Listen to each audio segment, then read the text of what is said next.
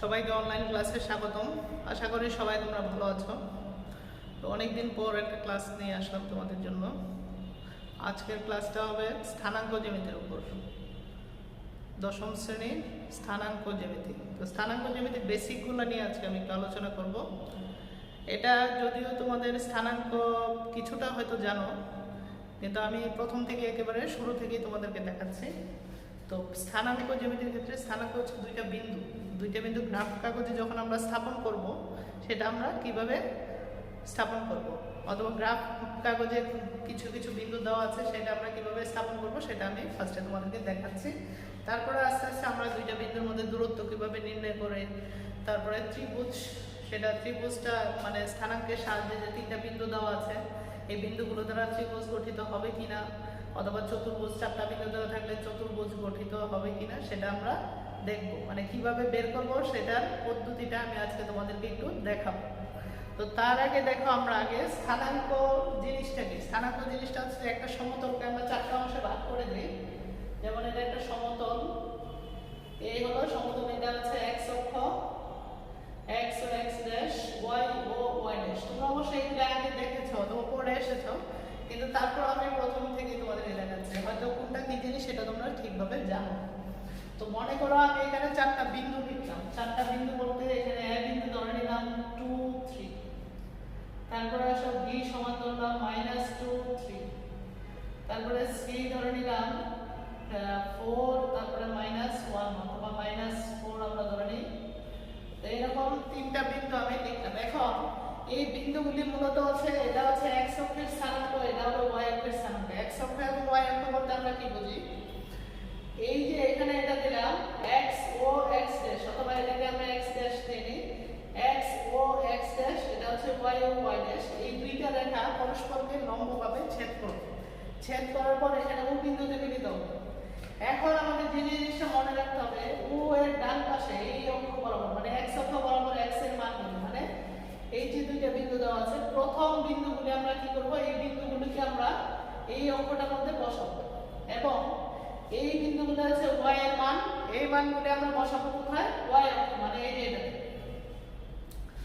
তো সেই ক্ষেত্রে আমরা যখন দেখব যে 0 থেকে অথবা ও বিন্দু থেকে মূল বিন্দু, এটাকে বলা হয় মূল বিন্দু। তো মূল বিন্দু থেকে x এর ডান পাশে, মানে এই পাশে আসবে x এর প্লাস মান গুণ। x এর প্লাস মান বলতে এখানে দেখো দেওয়া আছে একটা 2, একটা -2, একটা 4। তাহলে এখানে প্লাস মান আছে দুইটা আর মাইনাস মান আছে একটা। তাহলে প্লাস মানগুলি আমরা বসাবো এখানে। মনে করে এখানে ছোট ছোট দাগ দেওয়া থাকবে 1 2 3 4 5 6 7 8 9 10, এরকম ভাবে 10টা দেওয়া থাকলো। আবার এদিকেও সেম থাকবে -1 -2 -3 -4 -5 -6 -7 -8 -9 -10। তো আমরা যেটা মনে করব যে প্লাস মানগুলো হচ্ছে এইদিকে থাকবে ও এর ডান পাশে, আর এখান থেকে এই পর্যন্ত এদিকে আসবে x এর মাইনাস মান। তারপরে যেটা আসবে y এর মানগুলোর ক্ষেত্রে y এর প্লাস মানগুলো আসবে এখান থেকে এই প্লাস বরাবর, মানে উপরের দিকে হচ্ছে প্লাস মান আর এই ও এর নিচের দিকে হচ্ছে মাইনাস মান। এইভাবে আমরা বিন্দুগুলো স্থাপন করব। তাহলে এখানে মনে করো আমরা পাঁচটা দাগ দিয়ে 1 2 3 4 5, এখানে মনে করো 1 2 3 4 5 6 এরকম দিলাম। তো এদিকে হবে প্লাস মান, এদিকে আসবে মাইনাস মান। তো এখন আমরা এখানে যে বিন্দুটা দেওয়া আছে 2 এবং 3, তাহলে 1 2 3 আমরা কি করতে পারি, 1 2, x এর মান হচ্ছে 2 আর y এর মান হচ্ছে 3, তাহলে 1 2 3, এটা হচ্ছে 1 2 3, একটা বিন্দু স্থাপন করলাম। তারপরটা দেওয়া আছে কত, b -2 3, তাহলে b এর মান -2, তার মানে -1 -2 আর 3 আসবে এই বরাবর। এটা হচ্ছে b এর মান -2 3। তারপর আসে যেটা 4 -4, c এর মানটা যখন আমরা বসাবো সেটা হচ্ছে 4 -4, তাহলে কি হবে 1 2 3 4 -4 1 2 3 4, এই যে এটা হচ্ছে 4 -4, তাহলে এটা হলো c এর মান। এখন দেখো এই বিন্দুগুলোকে যদি আমরা যোগ করে দিই তাহলে একটা ত্রিভুজ পাচ্ছি। এরকম যোগ করে আমরা একটা ত্রিভুজ পেলাম। তাহলে এইভাবে আমরা স্থানাঙ্ক জ্যামিতির মধ্যে স্থানাঙ্কগুলোকে স্থাপন করব, মানে গ্রাফ কাগজে এই স্থানাঙ্কগুলোকে আমরা বসাবো। আচ্ছা, তারপর দেখো তাদের মধ্যে যদি আমরা ডিসটেন্স বের করি, মানে দুইটা বিন্দুর মধ্যে দূরত্ব a এবং b এর মধ্যে দূরত্বটা কত সেটা যখন বের করব, তো সেই ফর্মুলাটা হলো তোমাদের এখানে একটু লিখে নাও যে এটাকে যদি আমরা এরকম লিখি a সমান হচ্ছে কত x y আর b হলো মনে করো এটা x1 y1 b হচ্ছে x2 y2 এই দুইটা বিন্দুর মধ্যবর্তী দূরত্ব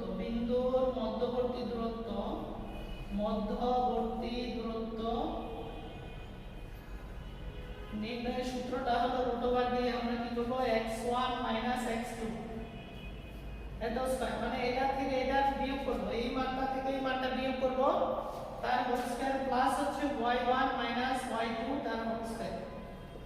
এখন কেউ যদি মনে করো যে আমি x2 থেকে x1 বিয়োগ করব সেটাও তোমাদের হবে অথবা দিয়ে আমরা তাহলে লিখে দেই এখান থেকে অথবা দিয়ে এটা অথবা এভাবে লিখতে পারি x2 x1 তার হোল স্কয়ার প্লাস হচ্ছে কত y2 y1 তার হোল স্কয়ার। এই দুইটা সূত্রের যে কোনো একটা দিয়ে আমরা করতে পারবো। তো এখন মনে করো আমরা যে মানটা দেওয়া আছে a এবং b এখানে আমরা একটু দেখাচ্ছি এর মান হচ্ছে 2 3 আর b এর মান হচ্ছে কত -2 3 এই দুইটার মধ্যবর্তী দূরত্ব এত এর দূরত্বটা যদি আমরা বের করি এত এর দূরত্ব তাহলে কি আসে আমরা দেখি রুট ওভার দিয়ে দেব রুট ওভার দিয়ে এখান থেকে আমাদের এই মানটা থেকে এটা মাইনাস করি তাহলে 2 মাইনাস মাইনাস 2 এই যে আমাদের সূত্রটা ছিল x1 x2 এটাকে x1 ধরব মনে করো এটা x1 এটা y1 এটা x2 এটা y2 তাহলে x1 x2 তারপরে এটা মাইনাস 2 এত স্কয়ার প্লাস দিয়ে দেব আবার প্লাস এখানে প্লাস আসলো তারপরে 3 3 এত স্কয়ার। এখন এটা হলো সূত্র এই সূত্র দিয়ে এটা ক্যালকুলেশন করলে মানটা আমরা পাবো তাহলে এখানে যদি আমরা ক্যালকুলেশন করি এটা কত আসে 4 2 আর 2 4 এত স্কয়ার প্লাস হচ্ছে 0 স্কয়ার তারপরে 4 স্কয়ারকে যদি বর্গমূল করি তাহলে কত আসে 4 এটাকে আমরা এখানে একক লিখে দেব 4 একক। এইরকম ভাবে আমরা ডিসটেন্সটা বের করব যে কোনো বিন্দুর দূরত্ব তোমার যদি দেওয়া থাকে তাহলে এইভাবে আমরা বের করব। এখন তোমাদের যে জিনিসটা আসবে যে সেটা হলো যে এই বিন্দুগুলো দ্বারা গঠিত ত্রিভুজটা কোন ধরনের সেটা নির্ণয় করো। তাহলে কোশ্চেনটা আমি তোমাদের একটু লিখে দেই লিখে তারপর আমরা এটার সলিউশনটা বের করি মানে ডিসটেন্সটা বের করতে পারলে মূলত আমরা ত্রিভুজ চতুর্ভুজ আয়ত বর্গক্ষেত্র এগুলো আমরা বের করতে পারবো।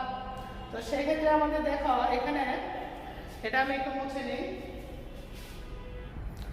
তো এখন দেখো তোমাদের একটা কোশ্চেন আমি দিয়েছি যে a b c এই বিন্দুগুলো দিয়ে এম করলাম যে এই বিন্দুগুলো দ্বারা গঠিত ত্রিভুজটি কোন ধরনের তাহলে সেক্ষেত্রে আমাদের আগে বের করবো ত্রিভুজগুলোর বাহুর দৈর্ঘ্য তিনটা বাহু অলরেডি আমরা পেয়েছি একটা হলো a b b c c a তাহলে এখন আমরা লিখবো যে উত্তর a b এর দৈর্ঘ্য a b বাহুর দৈর্ঘ্য সমান হচ্ছে কত ডিসটেন্স আমরা বের করব ওইখানে তোমাদের দেখিয়েছিলাম 2 2 তাহলে এখানে 2 2 এত স্কয়ার প্লাস 3 3 তার হোল স্কয়ার।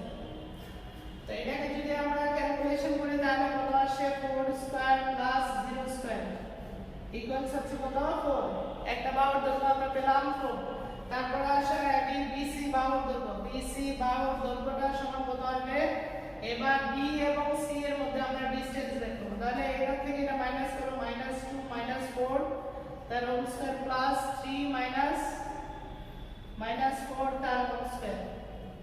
তো সেক্ষেত্রে আমাদের এখানে কত আসে এটা আসবে তোমার -2 -4 মানে এটা হচ্ছে কত 6 তাহলে 36 প্লাস এখানে আসবে কত 3 4 3 7 7 50 49 তাহলে রুট ওভার আসে কত এটা 36 আর 50 আর 35 85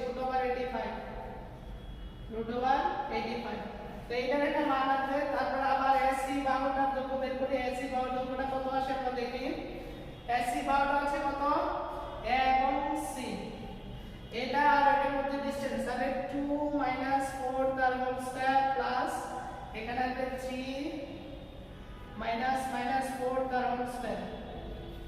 তাহলে সেক্ষেত্রে এখানে আমরা যদি লিখি এটার অ্যানসারটা কত আসে আমরা দেখি 2 - 4 মানে 2 তাহলে 4 প্লাস এখানে 7 7 50 তো রুট ওভার আসে কত রুট ওভার আসছে রুট ওভার এখানে 49 আর 4 হচ্ছে 53 এবার এখান থেকে আমাদের যে জিনিসটা দেওয়া আছে আমাদের দেখবো যে এই ত্রিভুজটা দিয়ে বাহু মানে এই বাহুগুলো দ্বারা ত্রিভুজ হয় কিনা। তো সেটা ক্ষেত্রে দেখার ক্ষেত্রে আমাদের যে ত্রিভুজ গঠিত হলে আমাদের সূত্র যে নিয়মটা হলো যে ছোট দুইটা বাহুর যোগফল হবে বড়টার চাইতে বড়, তারপরে এখানে এটা প্লাস এটা গ্রেটার দেন হবে এটা। কিন্তু এখানে আমাদের দেখা যাচ্ছে যদিও আমাদের চিত্রটা তোমাদের আনুমানিক এঁকেছি, কিন্তু এখানে যে জিনিসটা হবে যে এই দুইটার যোগফল এটা চাইতে ছোট হচ্ছে, তার মানে এটা দ্বারা ত্রিভুজ গঠন সম্ভব নয়। তো এটা আমরা এখানে যে লেখাটা লিখবো দেখো আমি এই পাশে লিখছি, এখানে এটা আমরা কিভাবে বুঝবো দেখো এটাকে যদি আমরা দেই √16 মানে 4 আর এখানে আমি কত 85 কে যদি আমরা দেই 9 9 81 9 আর এখানে আছে কত 6 6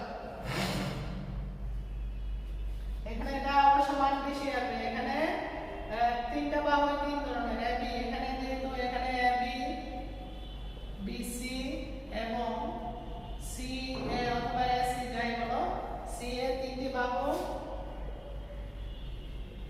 বাহুর দৈর্ঘ্য ভিন্ন ভিন্ন,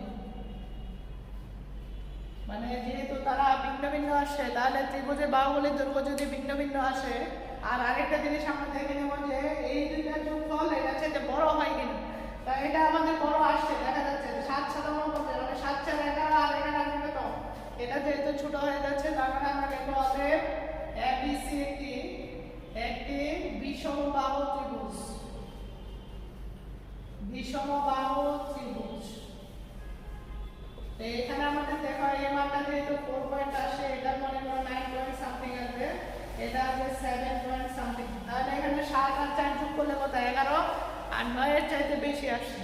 তো সেক্ষেত্রে যেহেতু আমাদের যদি এরকম হতো এই দুইটা যোগফল 9 এর চাইতে ছোট হবে তাহলে কিন্তু ত্রিভুজ হবে না, কিন্তু আমাদের যেহেতু 9 এর চাইতে বেশি আসছে তার মানে এটা দ্বারা ত্রিভুজ গঠিত হবে এবং এই ত্রিভুজটা হবে বিষম বাহু ত্রিভুজ। আচ্ছা তাহলে আমরা ত্রিভুজটা কোন ধরনের সেটা বুঝতে পারলাম যে বিষমবাহু ত্রিভুজ।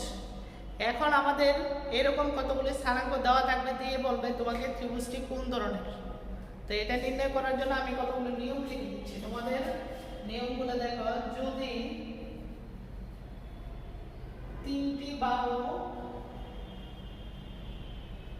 সমান হয়, যদি তিনটা বাহু সমান হয় মানে যে স্থানাঙ্কটা দেওয়া থাকবে আমরা A B B C C এর মান বের করব, বের করার পর যদি তিনটা বাহু সমান হয় তবে সেটা হবে সমবাহু ত্রিভুজ।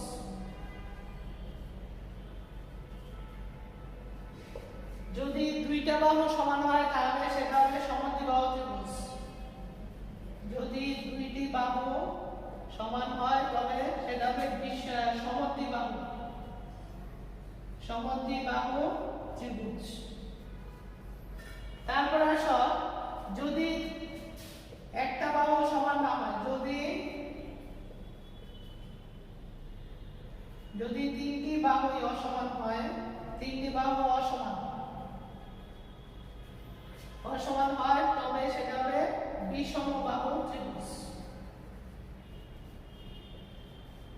ঠিক আছে, এটা গেল তোমার ত্রিভুজের বেলা। এখন যদি সমকোণী ত্রিভুজ বলে তাহলে কি করব, সমকোণী ত্রিভুজের ক্ষেত্রে আমরা কি করব, ছোট দুইটা বাহুর স্কয়ার সমান হবে বড়টার স্কয়ার। তার মানে এখানে আমরা লিখব সমকোণী ত্রিভুজ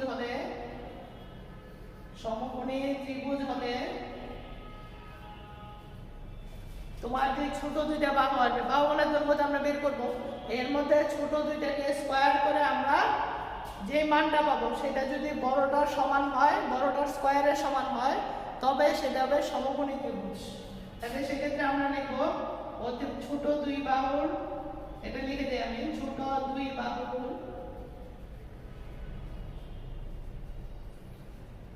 বর্গের সমষ্টি সমান হবে বড় বাহুর বর্গের সমান। যদি হয় তাহলে সেটা হবে সমকোণী ত্রিভুজ। কিরকম দেখো, মনে করো আমরা AB এর মান পেলাম 3, AB সমান 3, তারপরে BC পেলাম 4 আর AC পেলাম তোমার 5। তাহলে এখন দেখো AB square plus BC square সমান হবে কত, 3 স্কয়ার প্লাস 4 স্কয়ার সমান হচ্ছে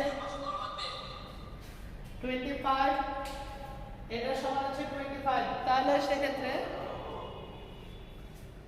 এটা সমান হচ্ছে কত 25, তার মানে এখানে হবে 5 স্কয়ার, তার মানে এখানে s স্কয়ার। ঠিক আছে, এরকম ভাবে আমরা বের করব। তারপর দেখো, তাহলে আমরা এটা পেয়ে গেলাম যে যদি দুই বাহুর স্কয়ার সমান বড় বাহুর স্কয়ারের সমান হয় তবে সেটা হবে সমকোণী ত্রিভুজ। তার মানে এই নিয়মগুলি তোমাদের মনে রাখতে হবে। এটা হচ্ছে ত্রিভুজের ক্ষেত্রে। তাহলে সেম সিস্টেম আমাদের চতুর্ভুজের ক্ষেত্রেও কিছু নিয়ম মনে রাখতে হবে। সেম সিস্টেম আমরা চতুর্ভুজের ক্ষেত্রেও কিছু নিয়ম আমরা মনে রাখব। এখন আসো চতুর্ভুজের ক্ষেত্রে যে নিয়মগুলো হবে আমি একটু লিখে দিচ্ছি। চতুর্ভুজের 4টা বিন্দু দেওয়া থাকবে, এই 4টা বিন্দু দিয়ে আমরা একটা চতুর্ভুজ আঁকবো। আঁকার পরে দেখবো সেটা কি আয়তক্ষেত্র না বর্গক্ষেত্র না রম্বস না বর্গ। তো সেই ক্ষেত্রে আমাদের দেখো চতুর্ভুজের ক্ষেত্রে যদি হয়, চতুর্ভুজের ক্ষেত্রে 1 নাম্বার হচ্ছে দুটি বাহু, দুটি বিপরীত বাহু, বিপরীত বাহু সমান এবং কর্ণ দুটি সমান। সমান হলে আয়তক্ষেত্র, কর্ণ হলে এটা যদি হয় তাহলে সেটা হবে আয়তক্ষেত্র। তার মানে এটা চিত্র দিয়ে আমি তোমাদেরকে দেখাবো। আমি নিয়মটা লেখা 2 নাম্বার হচ্ছে দুটি বিপরীত বাহু সমান কিন্তু কর্ণ দুটি সমান নয়। যদি কর্ণ দুটা সমান না হয় তাহলে সেটা কি হবে? সেটা হবে তোমার সামান্তরিক।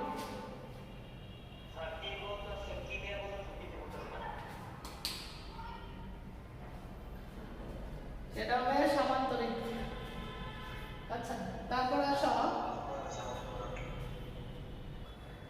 তারপর দেখো যদি আমাকে কি বললাম দুটি বিপরীত বাহু সমান কিন্তু কর্ণ দুটি সমান নয় তবে সেটা হবে সামান্তরিক। এটা গেল আয়ত এবং সামান্তরিকের মধ্যে নির্ণয় করাটা। আবার আরেকটা আছে তোমার বর্গ এবং রম্বস। বর্গের হচ্ছে 4টা বাহু সমান, রম্বসেরও 4টা বাহু সমান, কিন্তু বর্গের কর্ণ দুইটা হচ্ছে অসমান, রম্বসের কর্ণ দুইটা না, বর্গের কর্ণ দুইটা সমান, রম্বসেরটা হচ্ছে অসমান। তাহলে এখানে আমরা লিখবো 3 নম্বরে যেটা 3 নম্বর হচ্ছে যে 4টি বাহু সমান ও কর্ণ দুটি সমান হলে সেটা হবে কি বর্গ। আর যদি 4 নম্বর হবে 4টি বাহু সমান কিন্তু কর্ণ দুটি